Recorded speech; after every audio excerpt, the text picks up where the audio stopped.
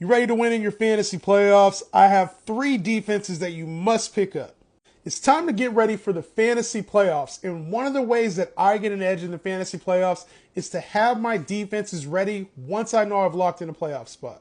At a time when most people carry 2 quarterbacks or 2 tight ends, I often find that having 2 elite defenses for fantasy playoffs can be the deal breaker in leagues that actually carry defenses.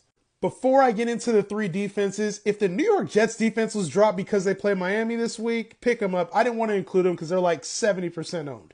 Ideally, you'll want to pair some of these defenses together to give you the weakest matchups possible any given week. But the Indianapolis Colts are a strong defense and they have a weak schedule. They've been the number 8 defense in all of fantasy. Plus, they've got matchups against Pittsburgh, Atlanta, and Las Vegas in the fantasy playoffs. Next up are the New Orleans Saints, who've probably been a better real defense than fantasy defense. They play the Giants, the Rams, and the Tampa Bay Buccaneers. I ideally want to have another option for that Rams week, but this is a good setup. And my favorite sneaky defense is the Houston Texans. On the year, they've been the 19th ranked defense, but let me show you some improvements they made, plus they got back their elite corner in Derek Stingley.